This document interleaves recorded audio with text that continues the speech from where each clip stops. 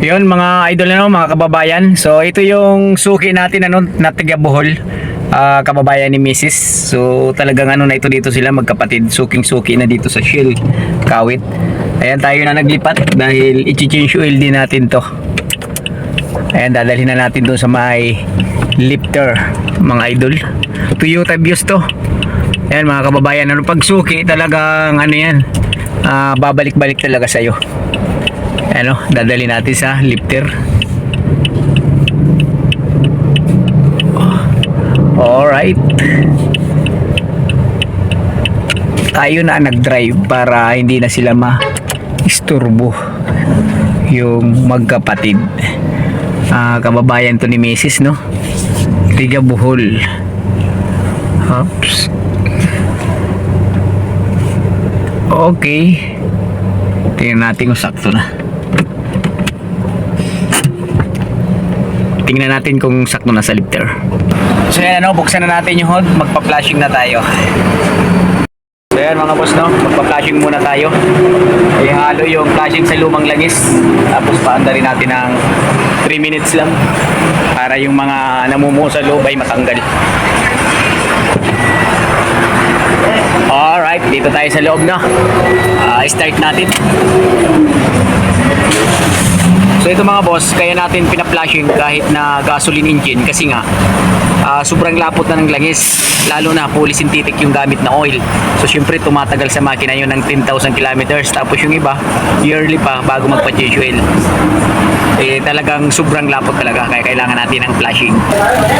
Okay, sige, 3 minutes na papatayin na natin yung makina para ma-drain na ang langis. Okay. So yun mga boss, kaya natin pinala-flashing kasi nga polysynthetic yung gamit na langis nito. Napakalapot na nun. Kaya kailangan talaga natin gumamit ng flashing oil. Kasi yung iba nagpapa-change oil yearly. So isang taon pag polysynthetic. Alam nila polysynthetic yung oil nila. Yun, kaya taon-taon nila, pero dapat sa totoo lang dapat hindi pinapaabot ng isang taon yan. Kahit na polysynthetic yan. Dapat pero buwan 7 o kaya 8 months pwede na sana Huwag naman yung yearly. So yun yung totoong palit ng langis. Kaya every 6 months kung gusto nyo. Taas muna natin So ito mga idol i-drain na natin ang langis. Uy. Medyo maitim na rin ang langis niya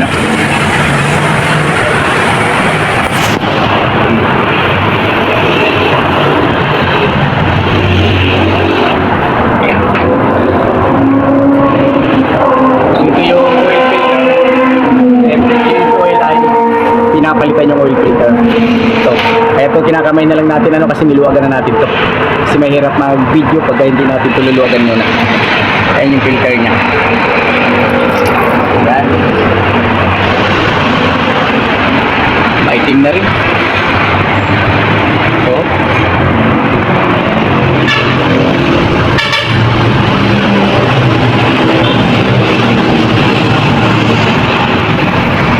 So, ito yung oil filter.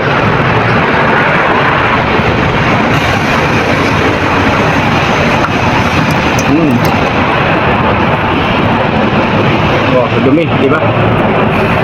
10,000 kilometers bago ka mag-change oil. Pero dapat every 6 months, 7 months change oil nyo na para mas maalagaan nyo yung ng makina. Okay guys, drain muna natin. Ito mga boss ito na yung oil filter na bago na ilagay na. Tapos syempre wala na siyang natulo, kaya ibabalik ng drain plug. Oy, kamot lang ang ginagamit ni idol Ayun ibay ng kamot mo idol. Parang si Bibi lang Hindi maintindihan ang salita ni Bibi na iba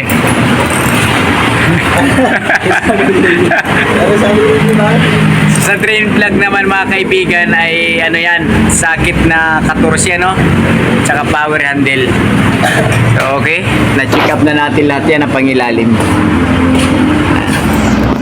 Ganda ng sasakyan niya, no? May pakpak pa, oh. Si Toyota.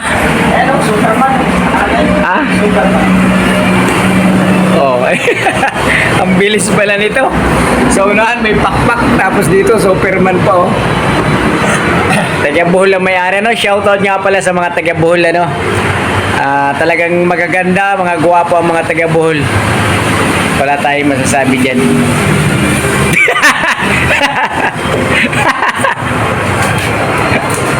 Ayun, papakita natin yung oil na gagamitin nila, madam, ano?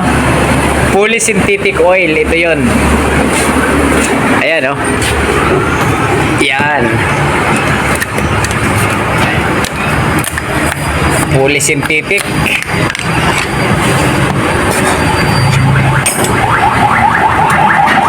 Ayan, oh. Oh. Yan. Sasali na natin.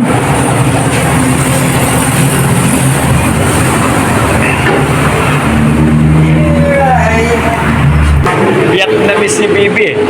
Yan ang salita niya. Kaya nga eh.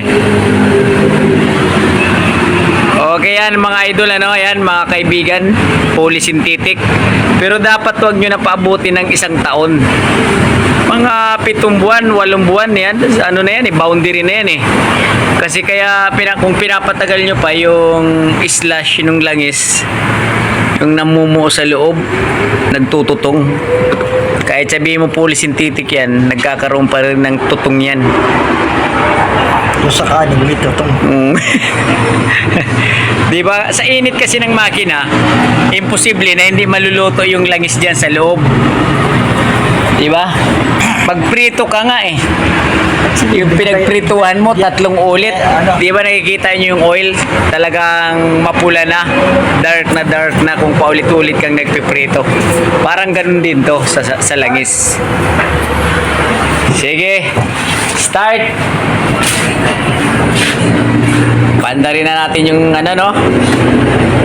Makina para ma-check na ng maayos. Yung transmission fluid niya, tingnan natin. May itim na to, ah. Transmission fluid. Tsaka yung coolant niya, oh. Nyo, kulang na rin to, ah. Ito mga papalitan niya. Transmission fluid.